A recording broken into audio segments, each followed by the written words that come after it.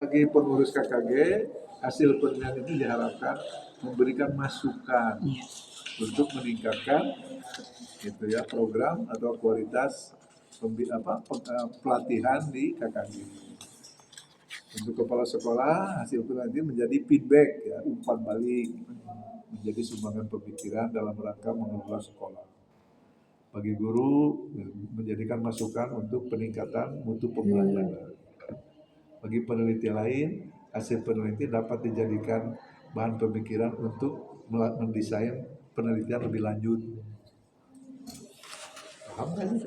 Siap, siap, ngerti. Enggak, kan saya video. Oh sudah. Nah itu manfaat praktis ya. Iya. Kemudian pertanyaan penelitian, bagaimana perencanaan, bagaimana penelitian, bagaimana pelaksanaan, bagaimana evaluasi. Bagaimana kendala, bagaimana solusi, betul sudah benar. Landasan teori ya, konsep manajemen dari GRTRI, perencanaan, pengorganisasian, pelaksanaan, evaluasi. Nah ini kurang ya uraian tentang perencanaan pengorganisasian. Tambah lagi ya. Itu terutama untuk nanti kita kan membuat ini pembatasan masalah. Ini ada butir-butir ini gitu. Paling tidak di perencanaan nyebut-nyebut ini gitu. Iya.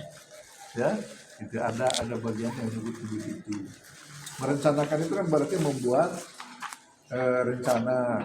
Kalau dalam keseharian RPP gitu kan. Kemudian perencanaan itu kan ada pembentukan tim gitu.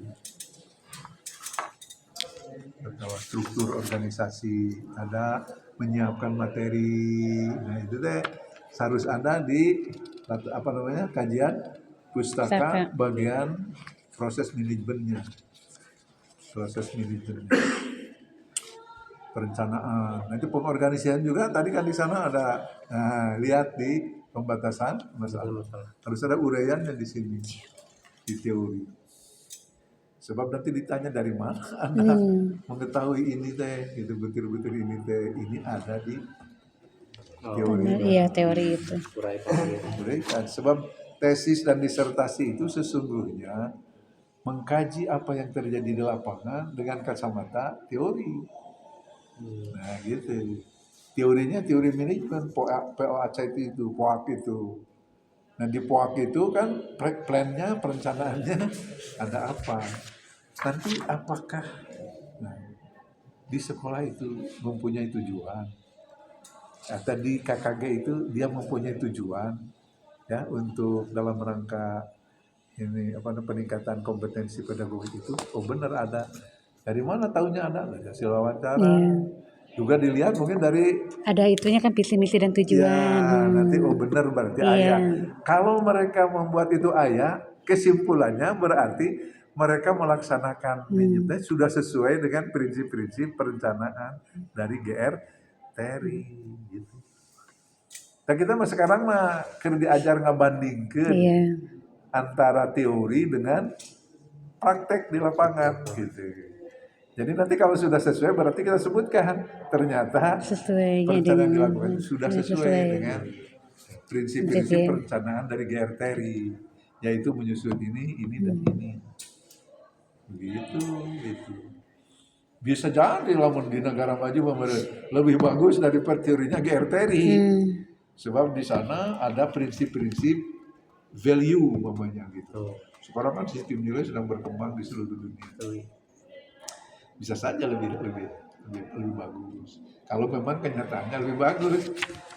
Kenapa Anda berani nyebut lebih bagus? Karena kalau di GRTRI hanya perencanaan itu hanya materi ini sedangkan di sekolah itu ternyata di KKG itu ternyata ditemukan juga ada kegiatan ini. Jadi lebih lengkap daripada GRTRI. Kesimpulannya jadi perencanaan yang dilakukan di dua gugus itu jauh lebih unggul daripada GRTRI.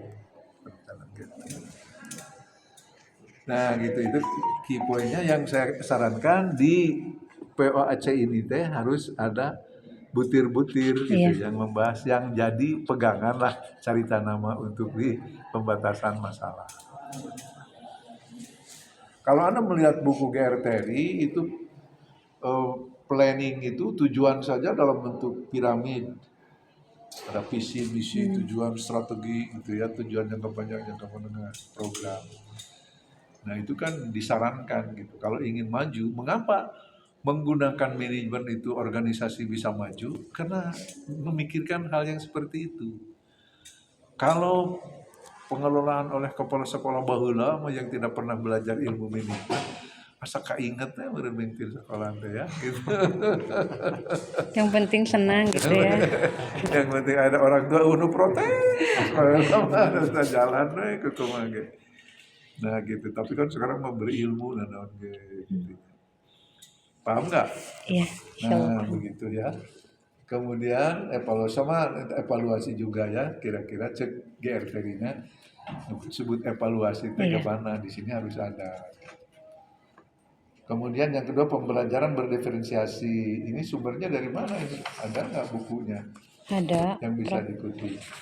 Karena kita sedang landasan teori di sininya, makanya harus ada kutipannya gitu. Kalaupun kutipannya dari menteri ya Iya, tulis tulis aja saja menterinya. kebijakan menteri. Iya. Pembelajaran berdiferensiasi. Kemudian manajemen pelatihan guru, nadiklat guru ini dari Nadeak ya. Dia harus membahas tentang manajemen pelatihan guru. Silakan lah. Untuk tesisnya tidak terlalu jelimet seperti disertasi. Kemudian landasan sistem nilai dari siapa ini? 6 sistem nilai itu. Ahmad Sanusi. Siapa Ahmad Sanusi itu? Yang itu Unides Wow, itu. yang di Unides kan Ya betul, karena beliau penemunya luar biasa ya. Tapi sekarang sudah utur, beliau sudah sepuh, sudah 96 tahun, 97 usianya. Jadi sudah demensia. Jadi kalau kita ke rumahnya, saya sering ke rumahnya, bukan sering lah, sekali-kali kalau lebaran. Itu ngobrol. Kalau ngobrol biasa sudah oke. Tapi beberapa menit kemudian, siapa itu teh? Nggak usah mau pinter lagi, ingin sepuh mah. Nanti Anda juga bakal begitu kalau panjang umur. Itu mah kalau panjang umur ada sesuatu yang hilang ya. Padahal jagonya luar biasa, usia 30 sudah doktor, sudah profesor usia 33. Ya rektor pertama di UPI Bandung, 2 kali jadi 2 periode di direktur. Jadi direktur pasar di UPI, dari direktur pasar di UPI. Dia yang mendirikan pasca S2 dan S3 Unilus itu beliau. Ya. Berjuang ke Jakarta dan lain-lain. Saya selalu membantu. Beliau tuh guru saya ketika di sarjana muda, gitu ya. Beliau ngajar saya, kemudian S1 juga ngajar saya, S2 di UPI ngajar saya. Saya pindah ke Unpad juga, S2-nya 2 kali. Ngajar juga di sana, ketemu lagi. Saya S3-nya di UPI, beliau ketemu lagi. Jadi tidak bisa berkutik, tahu persislah kehebatan beliau. Nah beliau menciptakan 6 sistem nilai. Ada bukunya kan, itu harus disebut bukunya 6 sistem nilai ya gitu. Ada kan? Tuh bisa ada sana menjajar. Nah sistem sebutkan ya, tapi tidak usah pakai gelarnya. Sanusi A tahun 2015, 6 sistem nilai yang terdiri dari nilai teologik, nilai logik, nilai estetis, nilai etis, sosiologis, psikologis. Dan nilai psikologis saya ingat ya. Sosiologi. Nah kalau mau ngambil sistem nilai apa Sanusi, satu nilai teologik ya, teologik. Yang kedua nilai logik rasional. Jadi ya, teologik, logik rasional, kemudian estetis ya, betul ada. Kemudian etik ya, etis sudah ada. Kemudian tidak ada sosiologis.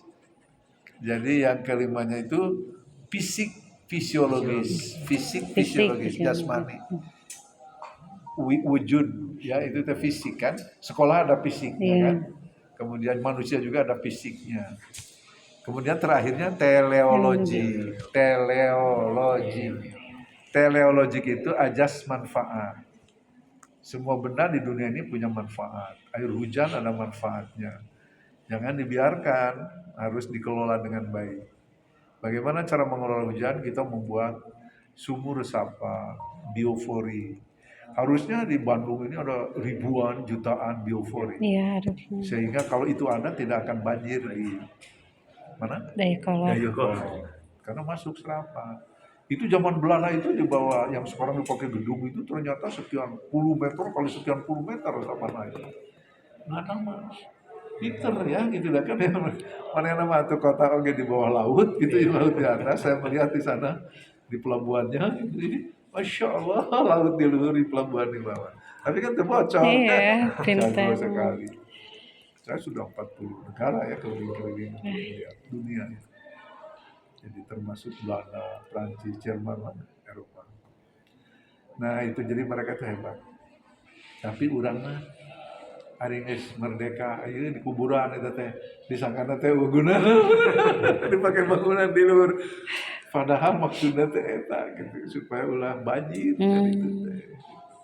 Nah itu kan teleologik, air hujan dimanage. Sekolah ini sekolah tidak punya lapangan olahraga, tapi di sini ada RT punya lapangan olahraga.